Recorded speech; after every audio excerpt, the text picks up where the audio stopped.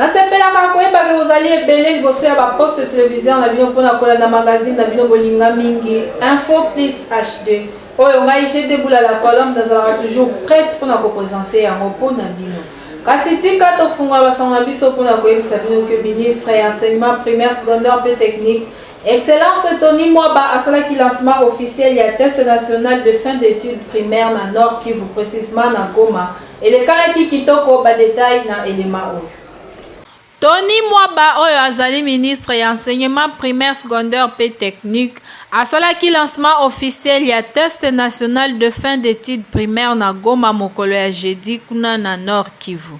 Boyebake ministre ya EPST a explikaki pona nini asali choix ya ville ya Goma pona kosala lancement officiel ya TENAFEP. Alobaki ke asali bongo pona kopartager souffrance ya population ya Goma oyo bandire nango ba mois dernier na oyo etali éruption volcanique.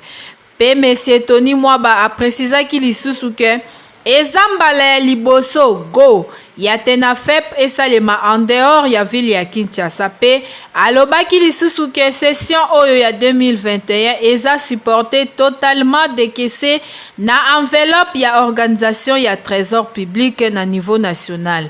Wanande maloba ya Tony Mwaba ministre ya EPST. Botika to rappele bino ke TENAFEP ya tour oyo esalemi na ba condition moko particulière pona ko respecter ba mesures barrières ya COVID-19. Bonne chance ba finaliste ya primaire.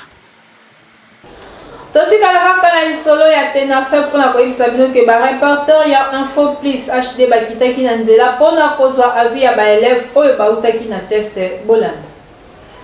Azame l'équipe bien, bah surveillant va déranger bisoté, bah c'est biso loté. Pour moi aussi merci. On a TENAFEP pour utile l'équipe normalement. Bah c'est biso tani ni 50 francs. Tout ça na biso bien. Mon pas déranger biso azate. Ezape na on na pas cité na ndenge ke toka kanisi c'est que ezapa. Pourquoi on a banga qui ezapa mais ça on peut na pas cité. Bah surveiller biso bien, bah déranger bisoté. L'examen était facile, on a bien travaillé, les surveillants ont bien fait leur travail. On remercie M. le Président d'avoir honoré cette présence. Aujourd'hui, c'est notre beau jour. Les examens, ça s'est bien passé. C'était aussi facile, d'autres c'était difficile, mais je remercie notre monsieur de nous avoir mis dans cet état et je remercie aussi les gouvernements de nous avoir aussi soutenus pour faire les examens de TENAFEP. Rédaction ya Info Plus HD et sali réflexion moko pona kolobela oyo etali différence entre mwasi ya kala na mwasi ya lelo. Vous découvrez. Biso l'époque na biso ata ya quartier boy wana famille te arobenga opeso conseil. Pour jeter rouge de lèvres pas mata tirer bozo bango so yaya munina na moninga babe nga ndumba o respecter na yaya quartier ata ozo lia so ba conseiller biso ke so ozo sa musala so yaya mukolo bengi yo yaka na ko bateke na zo ya ba sa mukolo te mbala moko yo tiki muso te ko sala o ye yeso to osani te na zo lia obena oso kwa bilamba bon kele contenu ko lia so sisi bongo ya me bana leo benga Jili na zo ya so mukolo zela ka yo zo ya zaba bisini moko bon. Biso tina âge à 15 ans, 16 ans, 17 ans, 18 ans, tout ça na zelo. Ozomona. Ngai soko tuni. Batu nyonso onga na kola na bango ba koyebiso nga mobala liboso ye wana pa bala nga ye wana pe. Tozana ndako ye wana pe tobota bana. Ozomona kwanga bafungole sanction, mutaya somi kwanga na. Si basomba oba zipi. Loko ba ba lingo se respecter. Bavona na sanction na bangona ti âge bakoma ba 45 ans bandaka batata ba mama bakoma ba 50 bandaka batata na mama bakoma ba référence ya quartier soko lingo yeba intel à côté sika il faut tout intel yenda yebi batino sa quartier osambweti ba mi respecter kwanga sanction basomba yango te moi ça bomba nzoto na ye libele koma polele mipende koma polele parti nzoto mukongolo so polele nana ya somo mutazate zalakate ba mi respecter nek bazana ba mi respecter biso nde tokolaki nde baparent baedikaki biso mama ya moninga aza mama na ye okokoza oza na nzela omoni oza na mouvement moko omoni ye déjà okimi obika soki kaka ake epesa rapport ezala pasi mais lelo oyo ata bokutani boye olobi na oloba nini dike na liboso ya yo bongo biso ya oloba na biso eza pasi et puis de deux jeunesse eza ya kokufa bajeune balingi agene balingi zododo bazotala te ke lobi jeunesse ezala bango ndenge nini bamama kala bazalaka bazala au respect on fait mbai na bango pe elate na bango zaki bien donc biputa suki ya bango ya suki ya bisinga milai wana bon braka c'était la maman maboko ezipo donc moi que maman penza doit se comporter maman en plus il respect donc papa soka yé au sala biso papa yé avant ça déplacement il faut papa yé ba déplacement na yé donc alors papa linga kokisa yango donc ko papa en tout cas maman azaki modèle ba mama ya kala babandaki ko banga makasi makambo oyo bana ya sika bazo sala parce que bana ya sika bazo sala makambo balingi tout d'abord balingi tout d'abord c'est-à-dire que facilité donc facilité wana ndezo sala que bana ya sika ebele bazo beba mais ba mama ya kala babandaki ko banga makambo wana parce que bayebaki ndenge nini il fallait tout d'abord s'habiller habillement na bango ezalaki kitoko mais sikoyo bana ya sikoyo balingi kotambola pamba parce que bazolinga facilité bazolinga ke bapesa bango mbongo habillement na bango sikoyo eza kitoko te bazokende tuba mwa jipe mwa mukuse wana c'est-à-dire ezo permettre que c'est-à-dire soki balobi que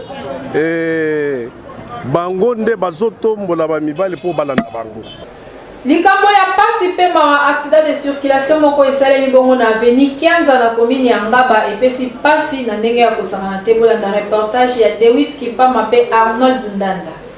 Tozali awa na commune ya Ngaba sur l'avenue Kianza esika wapi accident de circulation moko ya moto euti kosalama na ngonga ya 12h. Wewa moko auti kotuta mwana ya classe vraiment epesi pasi pe mawa komona mwana ya mukieboye auti classe olie azonga ndaku akeko se retrouver na hôpital. Turpema oyo mutozoya idée ezate ke muto akobima brusquement muto abimi. Donc il fallait organiser parking et surtout parking boy na Kianza wezala ta na kacha ya veni na nzela boy za kitoko te. Vitesse ka ya bata moto papa. Vitesse ya bata moto na bana banda okatsa mta moto akimi bana akebwaka bao balai na moto. Nde bazui vraiment problème. Mais à part ça, moi les blessés kaka mais liwe ezate. Ba chauffeur na biso ya moto vraiment excès de vitesse eleki. Omoni na ngo bana ba okende classe yango nga 12h na 17h na 7h bana bakatisa ka prince mingi bana classe tout bana classe. Alors bana classe tant ba okatisa bango ba kipaka penza te tant ko tala mopanzi oboye atali koto te tant okatisa yo il faut zala na moi maîtrise pe otamla malembe soko moni o freiner malembe akati bana banda ko katisa bana classe ba okatisa. Alors siko na ko kima bana classe aki na mbangu nde makasi exa ko kima bana nde ake okoya kuna alors atutani pete moto pa tutete ye moko nde ko kima bana nde ake ko isi ko boka ko donc eloko esalami yango donc excès de vitesse nde leki bande kona biso ya bawewa esengeli koyeba ke navi na binope ezalaka Angers mais misusu bakumbaka kutu ndeti soki akutana likama akochanger vie pe mingi ya ba oyo toyebaka bakulu na kala bango wana nde bazokoma bawewa lelo. Or musala ya kokumba moto eza musala ya respect pe ya kimia oyo ebokolaka pe mabota misusu kasi misusu bazokumba na luyenge pe lisusu na kwiti ya wilka tala lelo oyo ba changer mwana destination na ndenge mwana azonga kandaku comme d'habitude à se retrouver dans l'hôpital et pe si patient olingi mwana yo ala ba français ya kitoko pe pe tango dada sombela ICD pa ya bandeko ya le français par la musique okozala jamais déçu.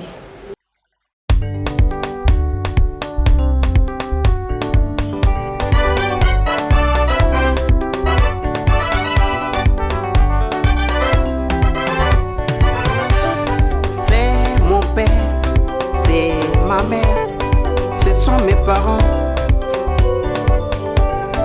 Montons son, notre et votre leur, Matassa, notre et votre leur, BTC, nos voleurs.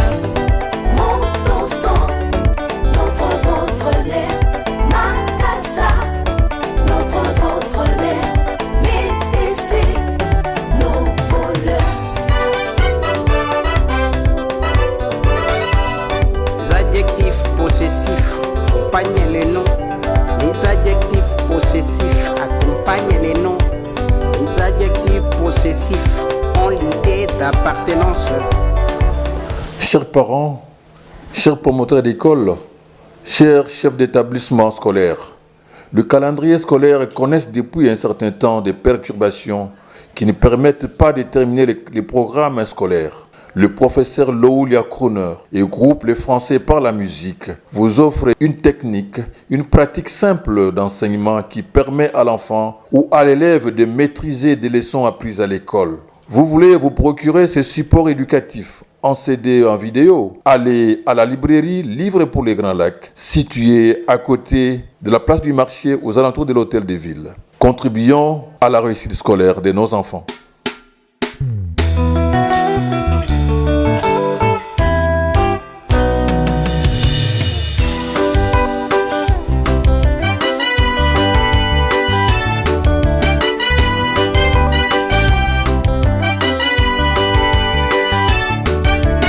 Savoir écrire et lire est indispensable dans la vie de l'homme. J'apprends l'alphabet français. A. Alphabet. B. Bébé. C.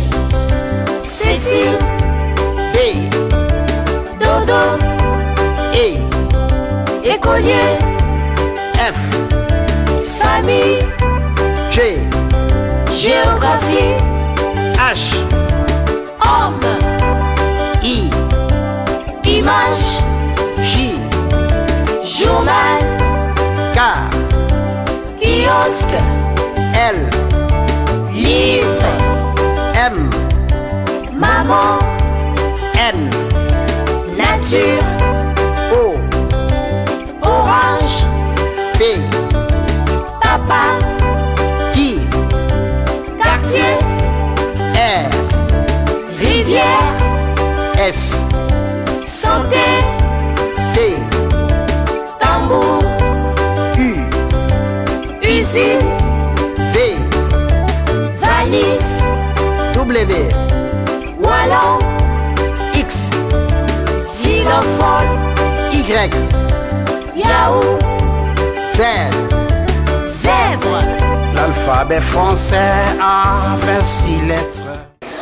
Burgomestre ya commune ya Mongafula champion Mopanga amesana ye sensibiliser population ya commune na oyo etali King Bopeto ngai kutu na bengaka ye évangéliste ya King Bopeto bola. Azalaka kaka moko oyo akota na idéologie ya King Bopeto oyo ezali vision ya gouverneur de la ville Chantini Ngobila Mbaka na Kinshasa. Champion Mopanga bourgmestre ya commune ya Mongafula amesana toujours ko sensibiliser population ya commune na ye na oyo etali King Bopeto. Mokolo ya jeudi 29 juillet akitaki awa na cité Pumbu pona kolongola batu oyo batekaka awa au long ya mur oyo bakoma Beaufort parce que abanda déjà ko prévenir bango banda kala ke place oyo bazoteka eza bien te eza danger pona bango po bazana boulevard mutuka pe ekoki kosila frein par erreur et kosuki sa course na yango likolo ya nzoto na bango. Alors lokola bayoka kite champion Mopanga bourgmestre ya commune ya Mongafula akitaki ye moko na équipe na ye mobimba ya King Bopeto balongoli bakayas oyo nyonso ezalaka wana kaka ndenge bozomona wana. Pe champion Mopanga lokola amesana ko sensibiliser population abandaki toujours kolobela King Bopeto oyo ezali vision ya gouverneur de la ville Chantini Ngobila Mbaka. Asengaki na population ya commune na ye bayeba ko batela commune etikala propre pe koteka ba mai ya sachet eza mabe. Tolobi King Bopeto égal Chantini Ngobila. Oboyi King Bopeto kende kosala mokili na yo.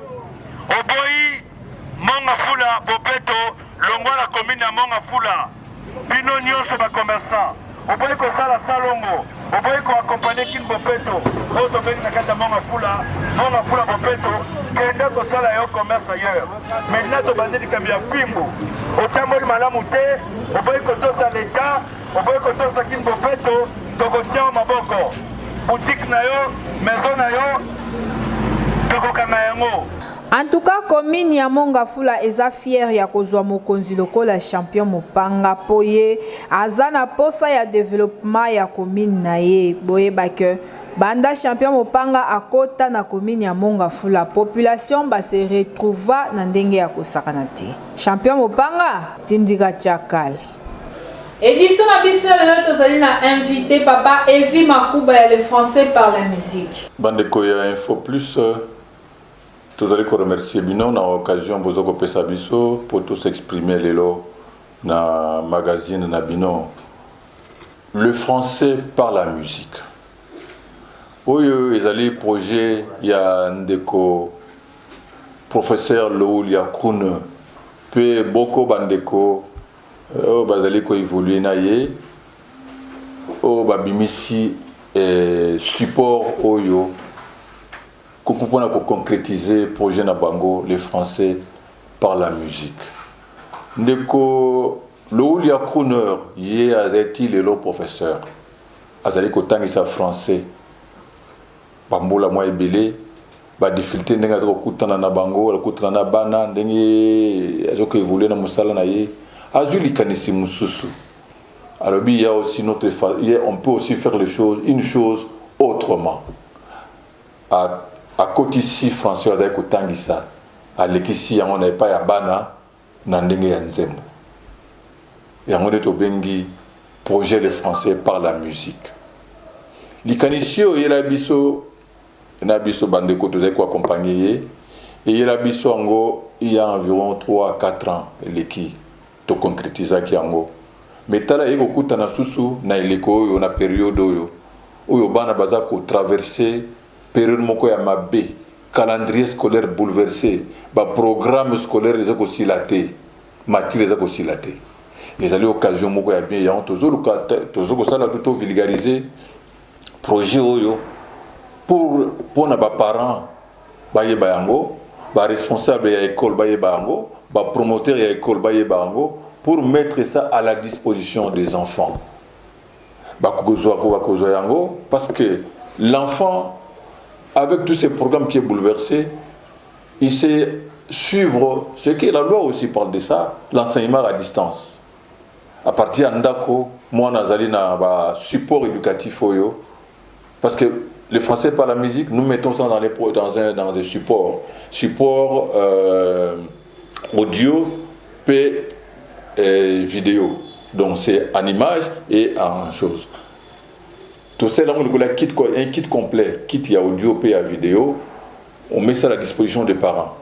Nous collaborons avec les responsables des écoles, nous collaborons avec les promoteurs, ceux qui ont besoin de ça, ils nous appellent ça, nous déposons ça au niveau des directions, et les parents qui veulent s'en procurer, se procurer de ça plutôt, bah contacter, bah y a la direction de l'école, bah yango pour na mwana nandako.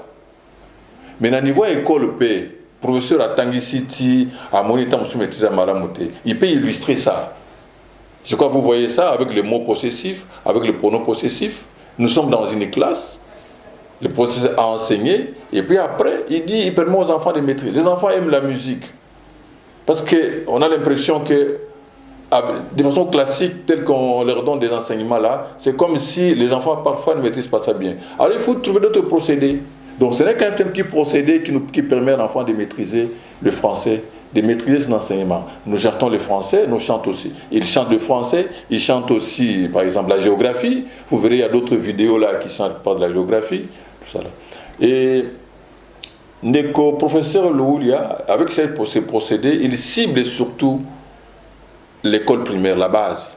Parce que si la base n'est pas bonne, ce qui fait qu'il y a des répercussions même au niveau d'un niveau supérieur, il y a bana, secondaire, choses universitaires, maîtrise à français, c'est pourquoi il cible d'abord, il cible essentiellement l'école primaire, Et puis, à niveau secondaire, il y a aussi des enseignements appropriés qu'ils chantent, qui est bien destiné aux enfants au niveau des choses primaires. Alors, ceux qui bolingi, parents, balingi bazoyango, qui n'ont qu'à contacter les directions d'école, il y a l'école ici comme on a Tanga, parce que la direction d'école mingi bazoko contacter biso poto tiki la bango, parents ont besoin nango, à sombéan, ah tozo qui n'est pas en vacances mamouké. Il faut te bandengini ko encadrer moi pendant les vacances. C'est le moment où l'enfant peut se familiariser avec ça, avec son français. Parce qu'il y a aussi une chose, le français c'est notre langue d'enseignement. Peut-être pourquoi vous chantez seulement en français? Mais jusque-là, les Français, on n'a pas changé la politique de notre pays, dans la politique de notre pays. Le français, c'est la langue d'enseignement, c'est la langue officielle, c'est la langue au niveau de l'administration. Alors nous sommes censés maîtriser le français. D'abord sur le plan national, mais c'est aussi une langue de communication. Vous sortez, vous allez à l'extérieur, tout ça. Vous ne maîtrisez pas bien le français. Vous aurez des difficultés à communiquer avec les gens. Voilà pourquoi nous sommes en train de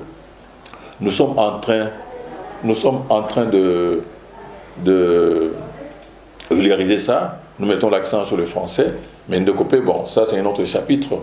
Il y a Yembakana le Konda, il y a Yembakana le Mongo, il y a Yembakana le Lingala, tout ça là. Donc il y a ça aussi.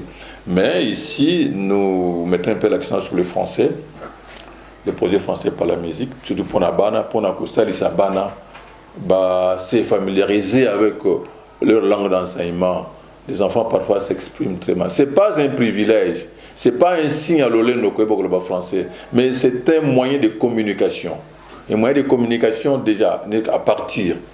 Yandako, à partir dans la rue, un moyen de communication avec les autres. Vous sortez, vous allez à l'extérieur, vous ne savez pas le français, mais vous aurez des difficultés à communiquer. Il y a des choses que nous vivons, qu'on nous raconte. Au lobby boyé, pendant que tu penses que tu dis une chose, mais tu dis une bêtise. Alors on se moque de vous, on a cachot. Voilà un peu ce que nous faisons. Alors, au moto Alinga Zoyango, ça c'est au niveau de l'école, comme nous avons dit. Ou bien aussi, on peut aller à la librairie Livre pour le Grand Lac. C'est l'une des grandes librairies de la place. Livre pour le Grand Lac, ils allaient dans la ville, à côté de la place du marché, où il y a un hôtel de ville. En face, il y a une banque là. Il y a une banque et c'est en face. Donc, si vous voulez avoir ça, vous allez de ce côté-là. Et nous allons vous donner aussi, on va mettre ça au bas vous voyez au bas de l'émission ici, de l'émission, vous voyez, il y a les numéros de téléphone. Il y a aussi notre adresse YouTube. Vous pouvez aller sur notre chaîne YouTube, réseaux sociaux, tout est là. FM Educ TV, FM Educ. Vous allez là et vous verrez tous les enseignements. Alors, toutes les chansons, tantôt c'est les commentaires du professeur, et tantôt les leçons, et tantôt des réflexions que nous faisons en ce qui concerne l'enseignement des Français. Voilà ce que nous pouvons vous dire en ce qui concerne au Italie projet d'habitude le français par la musique. En tout cas, nous vous remercions beaucoup. Bandekoya Info Plus, na Ndengeboukani Sibiso, pour tout ce message à niveau des parents, des promoteurs de l'école et des responsables de l'école. C'est un support très important que nous mettons à leur disposition. Arrêtez l'occasion en voter et ce vidéo que nous avons produit. Vous avez là le professeur qui est là et à côté il y a la liste des chansons. Et puis ce que Fongoli CD Oyo n'a 4 dépliants moko ezali. Il y a un dépliant qui reprend toutes les chansons qui sont chantées. Dépliant moko ezana 4 wana les autres reprennent les chansons nyon surtout. Donc moi azoko yoka soka zapena alinga bonotanga yango. Et nous avons aussi ça c'est la vidéo.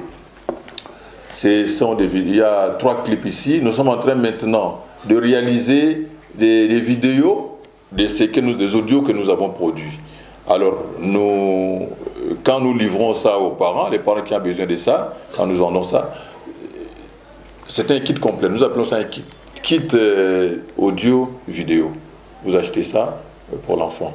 Là où on a la possibilité de suivre sur télévision, vous mettez ça. Et là où on n'a pas la possibilité sur un écran, vous avez l'audio. Voilà. Bino mo bolandinde papa Evi alobi so sombi CD jamais okozala de 6 mois na koloba français ndenge ya kitoko. Ponga pe naza témoin na sina sombi yango bébé Voldi azoloba français kitoko na ndenge ya kosakana te.